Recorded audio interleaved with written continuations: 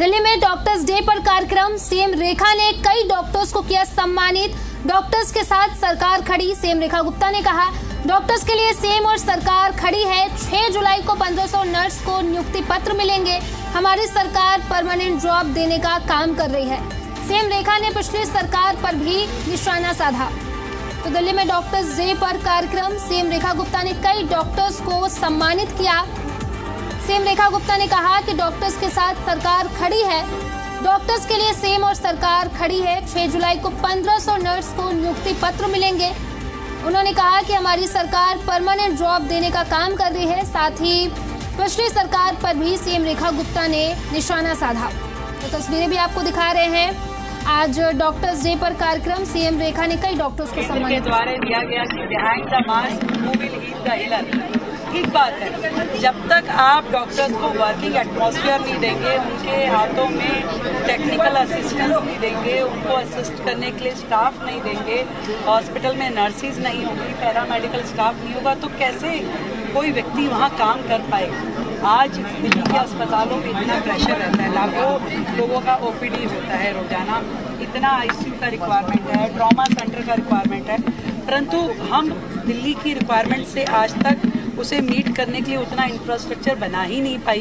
कभी पिछली सरकारों ने उस पर इतना काम नहीं किया, परंतु वक्त की भी ज़रूरत है और देश की राजधानी की भी ज़रूरत है। तो उस दिशा में सरकार पूरी तरीके से मुस्तैद है और काम करने के लिए हर एक जो फ्रंट है मेडिकल इंफ्रास्ट्रक्चर का बढ़ाने के लिए, उस पर हम काम कर रहे हैं। चाहे वो परमानेंट जॉब हो, इंडिपेंडेंट एमएस हो, या फिर वहाँ पर टेक्निकल असिस्टेंस के नाते जितनी मशीनरी है उसको प्रोवाइड करना है, दवाइयों की उपलब्धता है, हर चीज़ जो है सरकार उसको संज्ञान में लेके काम कर रही है, मिशन मोड पे काम कर रही है।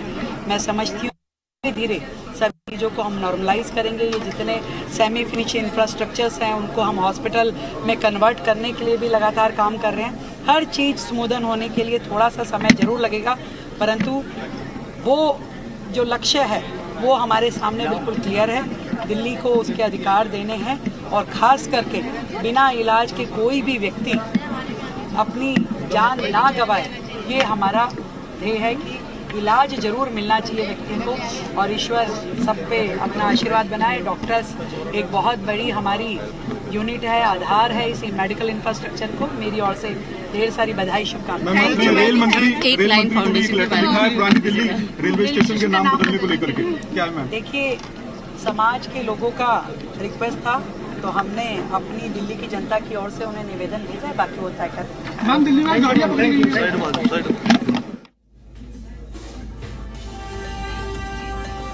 बड़ी खुशी है कि ये दिन 1 जुलाई,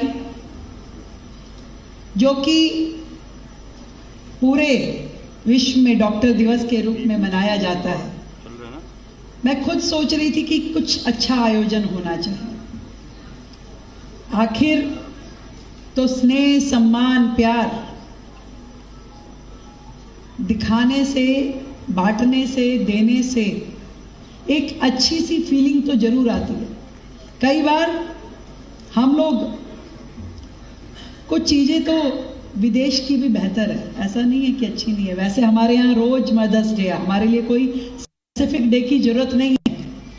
हम रोज अपने माता पिता का सम्मान करते हैं, घर के बड़ों का आदर करते हैं, पर फिर भी कभी एक दिन कोई ऐसा होता है तो थोड़ा सा एक्स्ट्रा करते हैं। उस दिन माँ को भी पता चल जाता कि अच्छा आज वो वाला दिन है। तो ऐसे ही आज डॉक्टर्स के लिए जो दिन है, तो मैं आज विशेष रूप से आपको बधाई, सम्मान और ढेर सारी शुभकामनाएं और धन्यवाद देना चाहूँगी कि जब आपकी की हुई सेवाओं के रिटर्न में हम और तो कुछ नहीं दे सकते, पर हाँ, मन से किया हुआ एक प्रेम भरा धन्यवाद जरूर दे सकते हैं।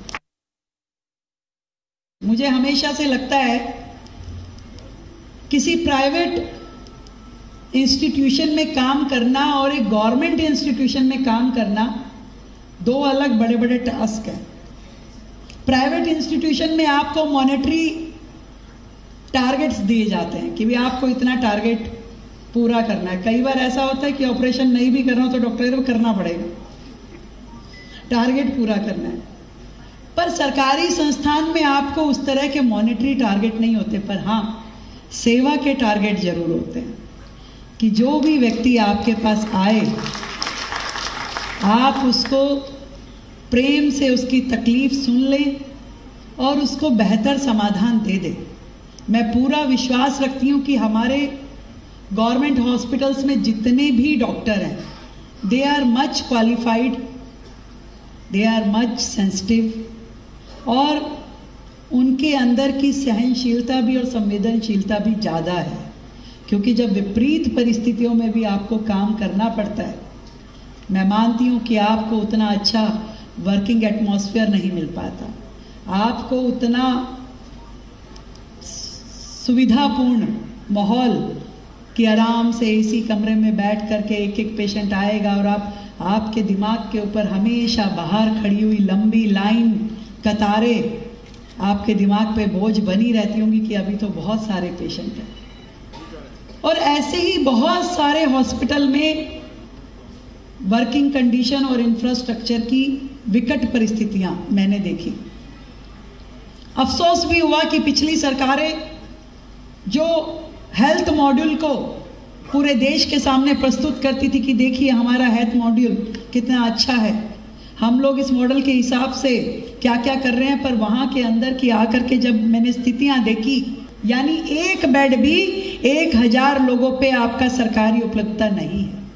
और सारे मिला दूं मैं, केंद्र सरकार के भी, दिल्ली सरकार के भी, प्राइवेट सेक्टर के भी, तो भी 0.5 यानी 1.5 बेड सब कुछ मिलाने के बाद तो भी दिल्ली के लोगों को हम वो नहीं दे पा रहे जो आपका WHO बोलता है कि कम से कम प्रति 1000 लोगों पे 2 बेड तो दो।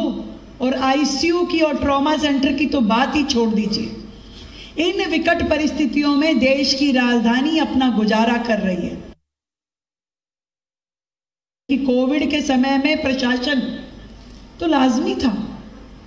आज भी उनके रिकॉर्ड में केवल मात्र 97 लोगों की डेथ दिखाई गई है। जब मेरे सामने अधिकारियों ने फाइल रखी कि भाई कोविड के बहुत सारे कॉम्पनसेशन जो है आज भी पेंडिंग है, तो मैंने फाइलें मंगवाई तो देखा मात्र 95 लोग रजिस्टर्ड है। मैं आपसे पूछना चाहती हूँ, क्या कोविड में दिल्ली में मात्र 97 लोग मरे थे? हजारों हजार लोगों की मौत हुई। क्रिमिनेशन ग्राउंड्स पे जगह नहीं थी, लोगों का नंबर नहीं आ रहा था। मुझे आज भी वो समय याद आता है डॉक्टर साहब कि मैंने एक परिवार की मदद करी, क्रिमिनेशन करवाने में उसकी वाइफ की डेथ हो गई थी।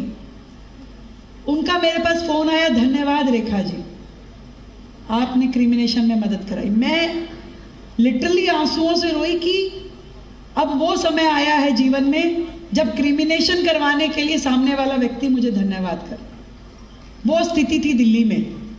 और ऐसी विकट परिस्थितियों में हमारे डॉक्टर ने ये नहीं देखा कि मुझे क्या सुविधा मिल रही है नहीं मिल रही, उसके हाथ में कोई औजार था या नहीं था, उसे अपने जीने मरने की सुध-बुध नहीं थी। वो उन सब पेशेंट की केयर कर रहे थे जो उसके सामने आते गए। दिन देखा ना रात देखी। मैं महसूस कर सकती हूँ कि कितनी रात आप लोग सोए नहीं होंगे ताकि दिल्ली की सांसें चलती रहे।